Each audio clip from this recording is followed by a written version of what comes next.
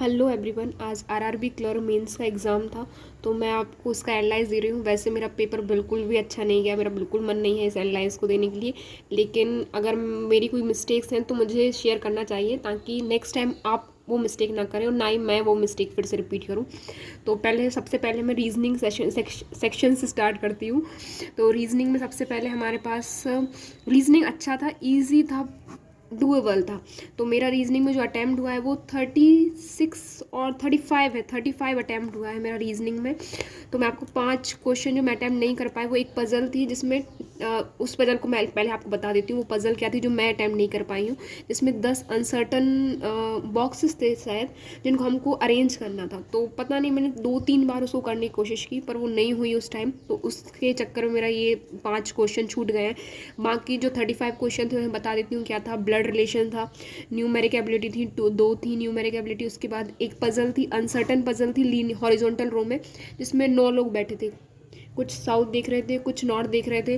तो एक वो थी, इजी थी। एक मंडे टू सैटरडे वाली थी, वो पज़ल में अरेंज करना था हमको, तो वो भी इजी थी।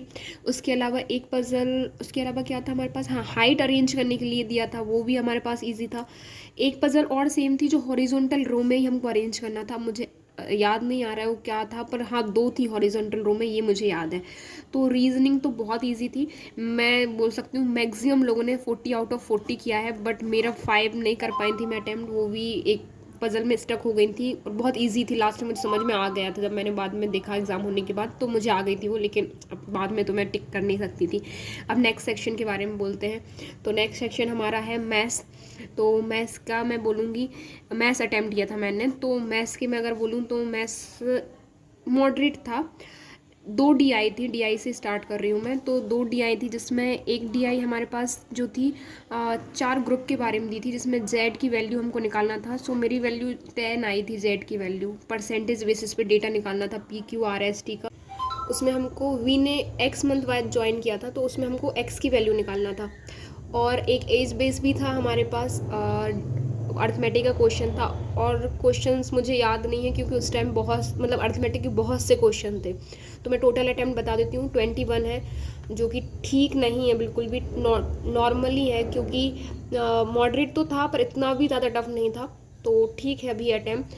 अच्छा, अभी जो मेन सेक्शंस आते हैं वो हमारे पास सीए और करंट अफेयर्स और कंप्यूटर। तो ये 2 सेक्शन बहुत ज़्यादा गंदे हैं मेरे। अब उसका रीज़न मैं आपको क्या ही बोलूँगी, तो मैं आपको अटैम्प्ट अकेला बता देती हूँ। तो दोनों में मेरे 11 12 और 12 11 ऐसा कुछ हुआ है, मुझे नहीं एग्जैक्ट याद नहीं है। करंट अफेयर्स बहुत इजी आया था, मैंने नहीं पढ़ा था इसलिए मुझसे अटैम्प्ट नहीं हुए वहाँ पर क्वेश्चन। उसके बाद एक डीआई और थी जो मैंने अटैम्प्ट नहीं की, उसका डेटा मैं आपको थोड़ा थोड़ा बता देती हूँ कि क्या था उसमें। हमको एम्प्लॉयज़ दिए थे जो फरवरी में ऐड हो रहे थे, उसके बाद फरवरी में कुछ एम्प्लॉय निकल भी रहे थे, और फिर दिसंबर और नवंबर का भी कुछ कुछ डेटा था। तो वो डीआई तो मैंने पढ़ना जब शुरू किया तो मुझे लग ही रहा था कि ये डीआई थोड़ी सी कॉम्प्लिकेटेड है, तो मैंने उस टाइम उसको छोड़ दिया था। वैसे उसको डीआई में 6 क्वेश्चन थे, अगर अटैम्प्ट कर जिसने भी किया है तो अच्छी आए, उसके लिए 6 क्वेश्चन अटैम्प्ट हुए, पर मैंने नहीं की, उसको छोड़ दी थी। उसके बाद अर्थमेटिक था। अर्थमेटिक के पहले शायद मेरे पास इनइक्वालिटी के 5 क्वेश्चन थे, तो वो ईजी थी।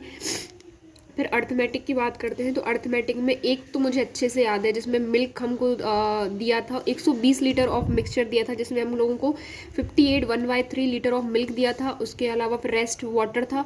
उसके अलावा फिर उसमें से x+15 हमने मिक्सचर निकाल लिया था और कुछ वाटर मिल्क ऐड कर दिया था, तो उसमें x की वैल्यू निकालना था हम लोगों को। और एक अर्थमेटिक मुझे और भी याद है कुछ कुछ, जो मैं आपको बता देती हूँ जो याद है वो। उसमें एक में बिजनेस स्टार्ट किया था ए और बी ने, उसके अलावा एक्स मंथ ए के ज्वाइन करने के एक्स मंथ्स बाद बी ने ज्वाइन किया था। तो करेंट अफेयर्स इन्होंने भी 4 से 6 महीने का भी किया है, तो बहुत अच्छे अटैम्प्ट किए लोगों ने उसमें। तो इस बार करंट अफेयर ईजी था, डूएबल था। उसके अलावा क्वेश्चन रिलेटेबल थे, मैंने नहीं पढ़ा था इसलिए मेरे अटैम्प्ट नहीं कर पाई थी। अब मुझे लग रहा है अटैम्प्ट पढ़ा होता तो काश अटैम्प्ट बढ़ जाते, अटैम्प्ट इंक्रीज़ हो जाते मेरे इसमें। इसके अलावा कंप्यूटर में मुझे कम अटैम्प्ट मैंने इसलिए किए क्योंकि मैंने कंप्यूटर अलग से इसकी तैयारी तो की नहीं थी, जो मेरा बैकग्राउंड है उसी से मैं सोच रही थी उसी से क्वेश्चन आ जाएंगे। पर उस टाइम जब पेपर में देखा तो कन्फ्यूज़न हो रहा था, ऑप्शन में 2-2 ऑप्शन कन्फ्यूज़न हो रहा था, तो मैं जहाँ कन्फ्यूज़ हुई मैंने टिक नहीं किया, क्योंकि डाउट वाले क्वेश्चन नहीं टिक करना था, एक्यूरेसी मेंटेन करने की कोशिश कर रही थी मैं, इसलिए इन दोनों में कम हुए हैं। और जिन लोगों से मैंने पूछा उन लोगों के इनमें ज़्यादा हैं, तो इन दोनों सब्जेक्ट के कारण मेरे अटेम्प्ट बहुत कम हो गए हैं। अभी इंग्लिश की बात करते हैं, तो इंग्लिश जो था वो इजी था या मॉडरेट, अभी मॉडरेट ही बोलूँगी मैं, मॉडरेट पता नहीं, मुझे लग रहा था शायद, बाकी जिन लोगों का अच्छा इंग्लिश है उनको तो इजी लगा होगा।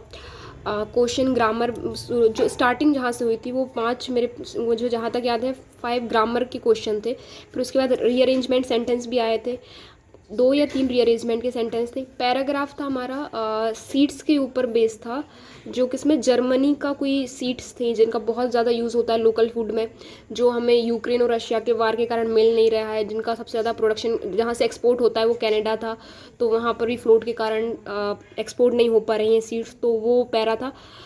पैरा बहुत छोटा था उसमें पर क्वेश्चंस उसके जो थे, कुछ क्वेश्चन मुझे बहुत समझ नहीं आ रहे थे, ट्रिकी बोलूँ या क्या बोलूँ पता नहीं, पर मुझे समझ नहीं आ रहे थे, तो 1-2 क्वेश्चन मैंने उसका अटैम्प्ट नहीं किया है। उसके अलावा हमारे पास पैराजम्बल था, इजी पैराजम्बल था, तो इंग्लिश ठीक लग रही थी मुझे, ठीक थी, पर फिर भी मैं जहाँ कंफ्यूज हुई मैंने अटैम्प्ट नहीं किया है वहाँ पर। मुझे याद है एक रीअरेंजमेंट का क्वेश्चन आया था, तो जिसमें मैंने समझ रही थी पर वो क्वेश्चन बन ही नहीं रहा था, मुझे वो रीअरेंज हो ही नहीं रहा था। ईजी रहते हैं, पता नहीं उस टाइम क्यों नहीं हुआ वो रीअरेंज का क्वेश्चन।